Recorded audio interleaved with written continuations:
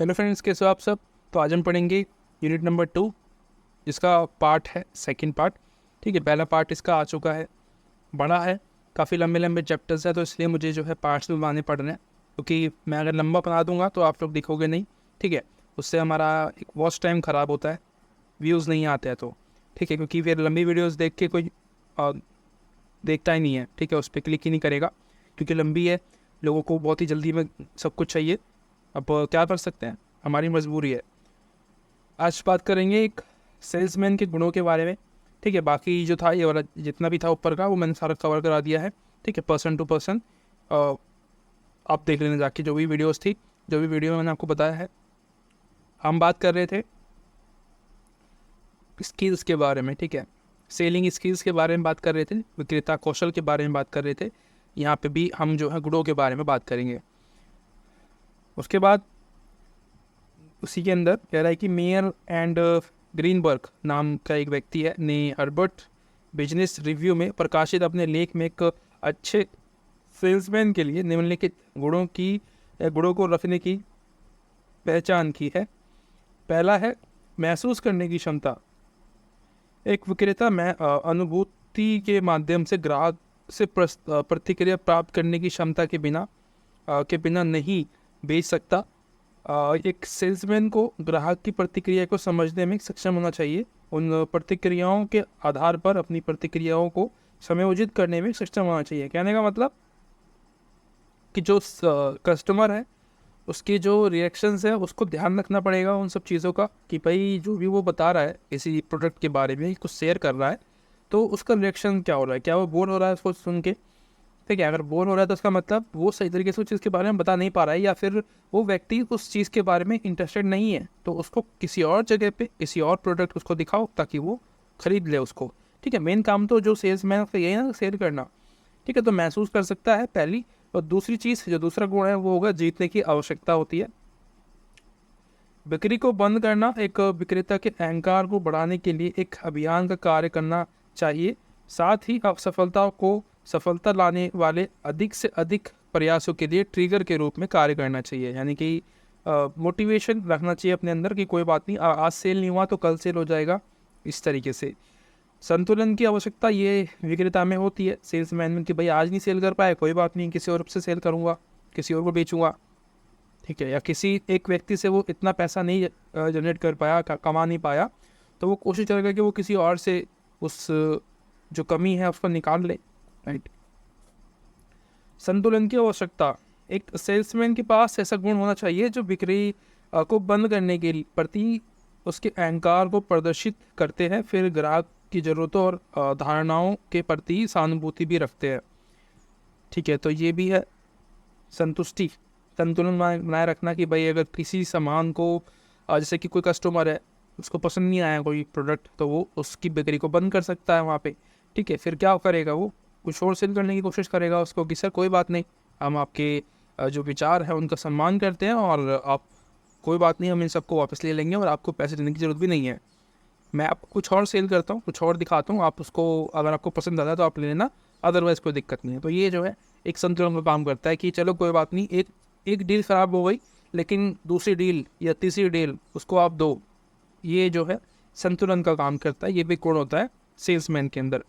एक अच्छे विक्रेता का वर्णन करने वाले गुण, अन्य गुण जो है ये अच्छे श्रोता होता है। अच्छे श्रोता ग्राहक को बातचीत के लिए समान रूप से जिम्मेदार मानते हैं, जबकि विक्रेता के पास सीए हंसावत करने की क्षमता, इससे ग्राहक को प्रतिक्रिया देने के लिए समय भी प्रदान भी करना चाहिए। अच्छा श्रोता होता है, यानी कि जो इन्फॉर्मेशन होती है वो शेयर करता है। लचीलापन होता है, जब भी आप कभी भी चाहो उससे बात कर सकते हैं, वो आपसे मना नहीं करेगा। ठीक है, कोई भी, क्योंकि उसका काम ही यही है, आप 24 घंटे वो वहीं पर रहेगा। 24 घंटे तो नहीं, कुछ टाइमिंग होती है। ठीक है, मतलब दिन में जब भी आपका मन करता है आप कुछ खरीदने जाते हो तो वो हमेशा आपके लिए तैयार रहेगा। शोरूम में जाओगे अब कार की खरीदने के लिए कार को, तो वो आपको बताएगा कार के बारे में, बेशक उसे सब पता हो कि आपको खरीदनी नहीं है, लेकिन फिर भी वो आपको बताएगा क्योंकि उसका काम है बताने का। वो बात अलग है कि क्या पता यहाँ पे कस्टमर्स बहुत ज़्यादा हो तो शायद आपको टाइम ना दे पाए, लेकिन कुछ जैसे कभी कभी खाली होता है तो आप जा सकते हो, वो आपको बताएगा सब कुछ। आत्मविश्वास होता है उसके अंदर, एक अच्छा विक्रेता के पास ग्राहक प्रेरणा व्यवहार का विश्लेषण करने की क्षमता होती है, यानी कि जो कस्टमर है उसका जो बिहेवियर है उसका एक तरीके से आकलन कर पाता है वो कि सामने वाला क्या सोच रहा है। एक अच्छे विक्रेता के पास उत्पाद के बारे में पूरी जानकारी होनी चाहिए और वह उत्पाद को संभावनाओं को प्रदर्शित करने में भी सक्षम होना चाहिए। आगे चलते हैं, वेस्ट ऑफ टाइम। एक विक्रेता की कार्य और कर्तव्य क्या क्या होते हैं? अब बेचना, खरीदने का मार्गदर्शन करना, शिकायतों पर ध्यान देना, बिलों का संग्रह करना, क्रेडिट जानकारी का संग्रह करना, रिपोर्टिंग करना, आयोजन करना। रिपोर्टिंग का मतलब की गई कॉल, बिक्री के प्रभाव, की गई सेवाओं के बारे में अपनी फर्म को दैनिक, साप्ताहिक या मासिक रिपोर्ट भेजने के लिए। जैसे कि रिपोर्टिंग मतलब जो भी आपने एज्यूम किया है, जो किसी पर्टिकुलर प्लेस के कस्टमर्स हैं वो क्या डिमांड कर रहे हैं उसके बारे में रिपोर्टिंग करना कि वो उनकी क्या डिमांड है। जैसे कोई भी सामान सेल होता है, ठीक है, तो उस सामान में क्या पता कुछ कस्टमर्स ऐसे हैं या ज़्यादातर कस्टमर्स ऐसे हैं जो कि किसी सामान के बारे में कुछ बुराई कर रहे हैं कि भाई इसमें ये गड़बड़ी है, बाकी तो ठीक है, ये चीज़ ठीक करो। तो वो जो है रिपोर्टिंग देगा कि भाई इस चीज़ प्रोडक्ट में ये वाली चीज़ ख़राब है, इसको ठीक करो, ठीक है। उसी को हम बहुत ही अच्छा विक्रेता कह सकते हैं जो बता सके, ठीक है। और ये जो योजना है, आयोजना, बेसिकली प्रोग्राम चलाने का काम करते हैं। प्रोग्राम में चलाते हैं कि भाई मीटिंग्स वगैरह होती है वहाँ पे बैठ के, जैसे कि ये बैठकें जो है ये भी होती है इनके यहाँ में। और भ्रमण भी जो है नियत प्रदेशों में संभावित ग्राहकों से मिलने के लिए नियमित यात्रा करना, ये जो भ्रमण कहलाता है, ठीक है। और अब आगे चलते हैं, ये बाकी आप देख लेना। रचनात्मक बिक्री कौशल, ये मैंने आपको लास्ट जो पहला चैप्टर था उसके साथ सेकंड पार्ट में मैंने आपको बताया था कि जो रचनात्मक बिक्री कौशल होता है ये क्या होता है। क्रिएटिव कहते हैं इसको, एक अदर लैंग्वेज में, इंग्लिश में क्रिएटिव सेल्समैनशिप भी कहते हैं इसको। यहाँ पे क्या होता है, व्यक्ति जो है वो क्रिएटिव रूप से चीज़ों को सेल करता है, उसको कहते हैं, यानी कि जिस चीज़ की आपको ज़रूरत नहीं होती है वो भी आपको सेल कर देता है, उसको हम रचनात्मक कौशल कहते हैं, ठीक है, रचनात्मक बिक्री कौशल कहते हैं। अब रचनात्मक बिक्री कौशल के लक्षण क्या होते हैं, कैसे दिखाई पड़ेगा कि वो व्यक्ति जो है वो रचनात्मक है? पुराने और नए उत्पाद के लिए बाजार का निर्माण करता है वो। रचनात्मकता में ये जो कौशल होता है, जो व्यक्ति होता है जो क्रिएटिव तरीके से सेल करता है चीज़ों को, वो पुरानी चीज़ों को भी सेल कर देता है, ठीक है। नई के साथ साथ में जो पुरानी चीज़ें होंगी ना, जो रखी होंगी बहुत पुरानी, उनको भी सेल कर देगा वो, उन पर इतनी क्रिएटिविटी होती है। दूसरी चीज़, सेल्समैन रोचक तरीके से तथ्यों को प्रस्तुत करता है ताकि उपभोक्ताओं की रुचि उसमें पैदा हो सके, ठीक है। क्रिएटिव रूप में वो उसको जो है एक्सप्लेन करेगा उन चीज़ों के बारे में, जो किसी और को नहीं पता होगा ना, वो उसको बता देगा कि भाई इसमें ये भी है। बिक्री तुरंत या कुछ देरी के बाद हो सकती है, लेकिन समय पर विचार नहीं किया जाता है। उत्पाद की सेवा, और बेसिकली क्या कह रहा है यहाँ पे कि तो तुरंत डिसीजन लेता है वो, पहले से सोच के रखता कुछ भी कि भाई मुझे ये करना ये नहीं करना, पहले नहीं सोचता वो।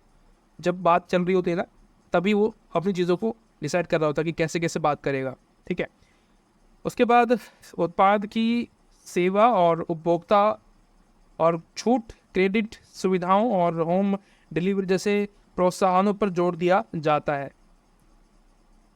ये नए तरीके बताएंगे सेल करने के कि भाई घर जाके दे दो ताकि लोगों को दिक्कत ना हो। फोकस कीमत पर नहीं होता बल्कि उसके संतुष्टि पर होता है जो वो दे रहा है किसी को, ठीक है। क्रिएटिव जो सेलर होता है वो करता है। रचनात्मक बिक्री कौशल बनाम प्रतिस्पर्धी बिक्री कौशल, इनमें गुणों में कमी, कीमतों में कमी, उदार शर्तों पर ऋण, अतिरिक्त छूट, अन्य रियायतें जैसे प्रोत्साहन की पेशकश भी शामिल हो सकती है। रचनात्मक और प्रतिस्पर्धी बिक्री कौशल के बीच अंतर नीचे संक्षेप में दिए गए हैं। बिक्री का उद्देश्य नए विचारों को तोड़कर नई बिक्री बनाना, बिक्री के लिए दृष्टिकोण, अद्वितीय और नवीनतम विचारों का उपयोग, आक्रोश और भविष्य की बिक्री, शुरुआत का विकल्प अच्छे पैदा करने पर ध्यान देना। ये सब फालतू है, ठीक है, आप इसको लीव कर सकते हैं। फालतू में क्यों मतलब टाइम वेस्ट करना है इन चीज़ों को पढ़ के, जो इंपॉर्टेंट नहीं लगता है हमें छोड़ दो उसे। अब रचनात्मक बिक्री प्रक्रिया के बारे में देख लेते हैं। यहाँ पे कुछ तरीके दिए हुए हैं। रचनात्मक बिक्री प्रक्रिया का पहला चरण दिया हुआ है कि भाई पर्यवेक्षण तैयारी करना। ये मैंने आपको लास्ट वीडियो में अच्छे से डिटेल में बताया है, पहले ही चैप्टर में ही, ठीक है। चैप्टर में जो पार्ट 3 है उसमें मैंने आपको बताया है, तो आप जाके वहाँ पर देख लेना इसको। मैं यहाँ पे नहीं बताऊँगा, क्यों मतलब टाइम वेस्ट करना बाबा एक चीज़ को पढ़ के। प्रोसेस होता है एक चीज़ का, हर एक चीज़ का प्रोसेस होता है, ठीक है। सेल होने से पहले काफ़ी सारी जो तरीके होते हैं उनसे गुजरना पड़ता है किसी भी प्रोडक्ट को, किसी भी सर्विस को, तो उसके बारे में बताना है यहाँ पे होता है।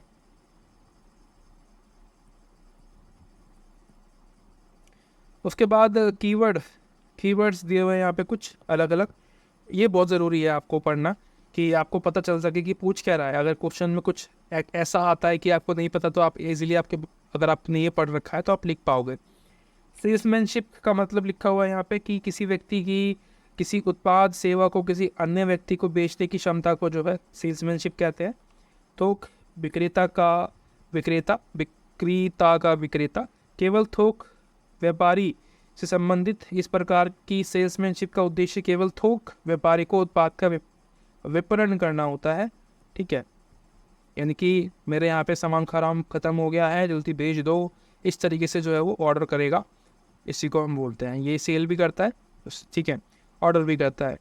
जैसे कि शॉप्स होती है बड़ी बड़ी, तो उनके बारे में बता रहे हैं। मशीनरी सेल्समैन, सेल्स पर्सन, ये सेल्स पर्सन थोक विक्रेताओं, खुदरा विक्रेता, उपभोक्ताओं के साथ बातचीत करते हैं और उन्हें उत्पाद सेवा के बारे में बताते हैं, उनका मार्गदर्शन करते हैं। तो ये क्या है, एक तरीके से मेंटोर के रूप में भी काम करते हैं, हेल्प करते हैं, ठीक है। अपने जो भी प्रोडक्ट्स नए नए आए होंगे, कोई नए नए आर्टिकल्स आते हैं चीज़ों को लेके, ठीक है, नई नई गाड़ियाँ आती हैं, नए नए कपड़ों के ट्रेंड्स आते हैं, तो उनके बारे में बताते हैं कि भाई ये नया आया है तो इसको ख़रीद लो, ठीक है, मतलब ऑर्डर कर लो, हम सेल आपको भेज देते हैं, ठीक है। आप जो है लोगों को सेल करना, देखना कि क्या रिस्पॉन्स है, इस तरीके से।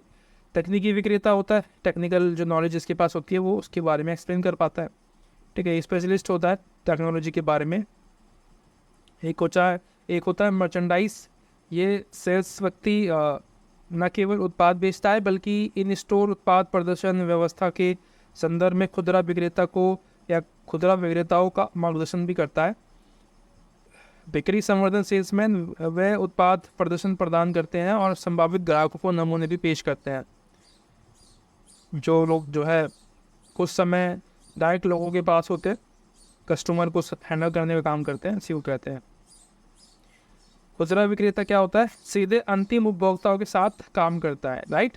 कहने का मतलब, कार का शोरूम अगर आप जाते हो, जैसे मारुति है, तो वो क्या होता है, एक तरीके से वो शोरूम मारुति के नहीं है, वो शोरूम किसी व्यक्ति के हैं, ठीक है। और वो व्यक्ति का वो शोरूम है, उसका वो ओनर है एक तरीके से, ठीक है। वो क्या करता है, उसने वो सारा कुछ हैंडल किया हुआ है, ठीक है। मारुति की कार आती है, मारुति से बन के, और वो मारुति का नाम यूज़ इसलिए कर रहा है क्योंकि वो उसकी कार सेल कर रहा है, ठीक है। उसने वो वहाँ से एक तरीके से लाइसेंस लिया हुआ है मारुति से, चीज़ों को सेल करने का, जो उसका सामान है, जो उसकी कारें हैं, उसको सेल करने का। तो उसको हम कहते हैं खुदरा विक्रेता, जो डायरेक्टली लोगों को सेल करता है, ठीक है। जो शोरूम से हम खरीदते हैं ना, जो व्यक्ति जो है ना, वो खुदरा विक्रेता ही होता है। विशेषता विक्रेता, महंगे टिकाऊ सामान, फर्नीचर, ये सब जो बेचते हैं उसको बोलते हैं। क्रिएटिव सेल्समैन, ये आपको पता चल गया होगा। प्रतिस्पर्धी बिक्री कौशल, नियमित कार्य जिसमें मौजूदा या पारंपरिक रणनीति कार्यरत होती है।